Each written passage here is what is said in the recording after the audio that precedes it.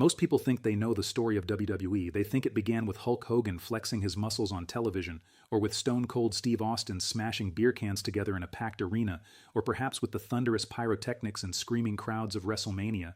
But the real truth, the full, unfiltered, genuinely shocking truth about how the World Wrestling Entertainment Empire actually came to exist is a story that goes back much further, involves far more risk and rebellion, and carries far more drama than most fans ever realize. It is a story of family dynasties, territorial wars, power grabs, billion-dollar gambles, and one man's willingness to burn down an entire industry and rebuild it in his own image. And it all started not with a championship belt or a sold-out stadium, but with a simple wrestling show in Washington, D.C. on January 7th, 1953. The earliest root of what would become WWE was planted by a man named Roderick James McMahon, better known by his nickname Jess McMahon, and his business partner, a veteran wrestling promoter named Joseph Toots Mondt. Together they formed the Capital Wrestling Corporation, or CWC, which held its first official event on January 7, 1953. Jess McMahon was a promoter with deep roots in the boxing and wrestling world, having organized events for decades before the CWC was created. Toots Mondt was equally experienced, a man who had been involved in professional wrestling since the 1920s and understood better than almost anyone how to book compelling matches that would fill seats and entertain crowds. The CWC joined the National Wrestling Alliance, commonly known as the NWA, which was the dominant governing body in American professional wrestling at the time. The NWA operated on a territorial system. Different promoters controlled different regions of the country, and there was an unspoken agreement that nobody would cross into another promoter's territory without permission. For a while, the CWC played by these rules, but that peace would not last long. The first major earthquake in this story came in 1963, and it was caused by a dispute over a wrestling championship match. At the center of the controversy was a flamboyant, bleached blonde wrestler named Buddy Rogers, who was one of the biggest stars in the country at the time and who held the NWA World Heavyweight Championship. The CWC, now under the leadership of Jess McMahon's son Vincent J. McMahon, better known as Vince McMahon Sr., wanted Rogers recognized as champion in their territory. However, the NWA recognized a different outcome from a match between Rogers and Lou Thez, which became the subject of a major dispute between the CWC and the broader NWA organization. Rather than accept the NWA's decision, Vince McMahon Sr. and Toots Mondt made a bold, history-changing move. They broke away from the NWA entirely and created their own independent wrestling organization. That organization was called the Worldwide Wrestling Federation, or WWF, and it was born in 1963 out of defiance, conflict, and the refusal to be controlled by anyone else. Buddy Rogers was declared the first WWF champion, but his reign was brief. Just days later, a young, powerfully built Italian-American wrestler from New York named Bruno Sammartino defeated Rogers to capture the championship. Sammartino would go on to hold the WWF Championship for nearly 8 consecutive years, becoming the organization's first true megastar and drawing enormous crowds across the northeastern United States throughout the 1960s and into the early 1970s. Vince McMahon Sr. ran the WWF through the 1960s and 1970s with a steady, consistent hand. He took complete control of the organization in 1971 after Toots Mondt's departure, and in 1979, the organization was officially shortened and rebranded as the World Wrestling Federation, the WWF. Under Vince Sr., the WWF was a respectable and profitable regional promotion that respected the territorial rules of professional wrestling and operated primarily in the northeastern United States. It was a functioning, stable business. But stability was not what his son had in mind. Vince McMahon Jr., who had grown up largely apart from his father, he was raised by his mother and did not meet his father until he was 12 years old, had watched the wrestling business from the outside for years before finally joining it. He had worked as a commentator and promoter within his father's company, learning every aspect of the business from the inside out.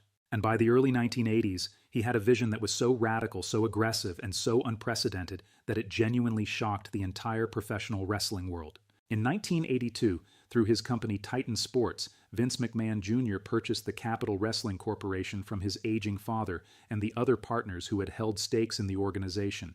His father, who was in failing health at the time and would pass away in May 1984, agreed to the deal with the understanding that his son would continue running the promotion in the same gentlemanly, territorial manner that had always governed the business. Vince Jr. had absolutely no intention of doing that.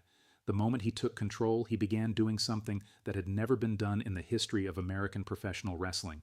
He started promoting events and broadcasting television programming outside of his own territory and into the regions that other promoters had always considered their own exclusive turf. He traveled the country, made deals with local arenas, and broadcast his product into markets that belonged to other promoters. Then he did something even more provocative. He began signing talent away from other territories, luring wrestlers from competing promotions with the promise of national exposure and bigger money. Most significantly, he signed Hulk Hogan away from the American Wrestling Association, or AWA, bringing one of the most charismatic and physically imposing wrestlers in the world under the WWF banner. The other promoters in the business were furious. They had relied on a gentleman's agreement for decades, and Vince McMahon Jr. had just torn it up and thrown it in their faces. He did not care. He was not building a regional wrestling territory. He was building something that had never existed before, a nationwide wrestling entertainment company. The single greatest gamble of Vince McMahon Jr.'s career came on March 31, 1985, when he staged the very first WrestleMania at Madison Square Garden in New York City. The concept was breathtaking in its ambition, a live, closed-circuit pay-per-view wrestling event that would be broadcast simultaneously to venues across the entire country.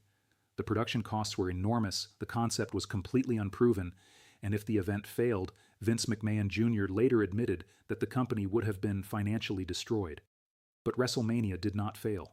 It was a massive success, drawing enormous audiences and generating revenue that validated everything Vince had gambled on. With Hulk Hogan as the face of the company, a tan, muscle-bound, ear-ringed hero who told kids to say their prayers and take their vitamins, the WWF entered what fans would later call the golden era of professional wrestling. WrestleMania became an annual institution, television ratings soared, merchandise flew off shelves, and professional wrestling suddenly had a place in mainstream American popular culture that it had never occupied before. The story does not end in the golden glow of the 1980s, however, because the 1990s brought the fiercest competition the WWF had ever faced. Ted Turner, the media billionaire, created World Championship Wrestling, WCW, and launched a full-scale assault on the WWF's dominance. In 1996 and 1997, WCW's Monday Nitro program was consistently beating WWF's Monday Night Raw in the television ratings. Raw had launched on January 11, 1993, as the company's flagship weekly television program, but by the mid-1990s it was losing the so-called Monday Night War to its rival. The pressure on Vince McMahon Jr. was immense. In response, he made another bold transformation. He scrapped the cartoonish, family-friendly product that had defined the golden era and replaced it with something darker, edgier, and more provocative. This became known as the Attitude Era. Storylines became more adult, characters became more complex and morally ambiguous. Stone Cold Steve Austin, a beer-drinking, authority-defying anti-hero, became the biggest star in professional wrestling, and his on-screen feud with Vince McMahon himself, who became the villainous Mr. McMahon character on television, drove the WWF to record-breaking ratings. The Rock, Mick Foley, Shawn Michaels, Triple H, and Degeneration X all became cultural phenomena during this era. By 1998 and 1999, the WWF had overtaken WCW in the ratings and never looked back. In October 1999, the company went public with an initial public offering on the New York Stock Exchange, marking another extraordinary milestone in its rise.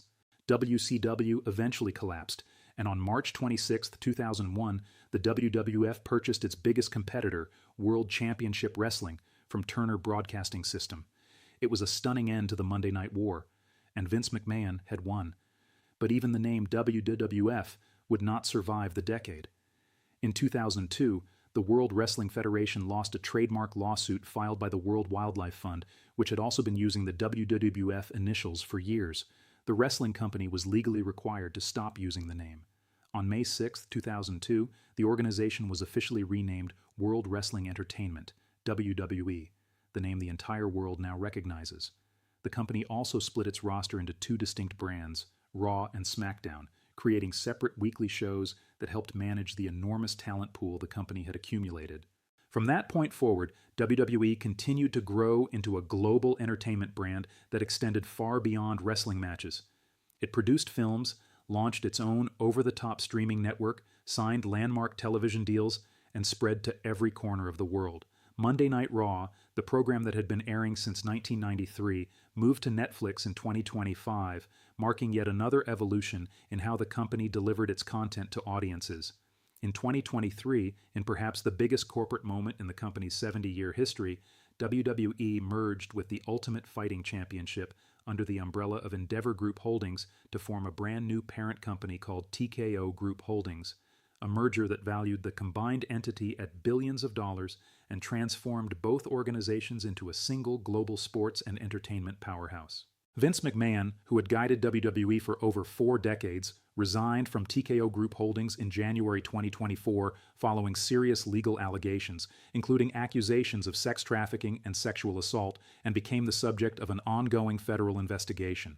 The shocking truth about how WWE started is this: it was never simply a wrestling company. From its very first show under the Capitol Wrestling Corporation in 1953 to its current status as part of a multi-billion-dollar global entertainment group, WWE has always been the product of rebellion, ambition, risk, and an unshakable belief that the audience for this kind of storytelling, athletic, dramatic, larger-than-life storytelling, was far bigger than anyone in power was willing to admit. It was built by people who refused to follow the rules, who broke every boundary the industry had placed around itself, and who kept betting everything they had on the belief that the world wanted exactly what they were selling, and the world proved them right, over and over again, for more than 70 years.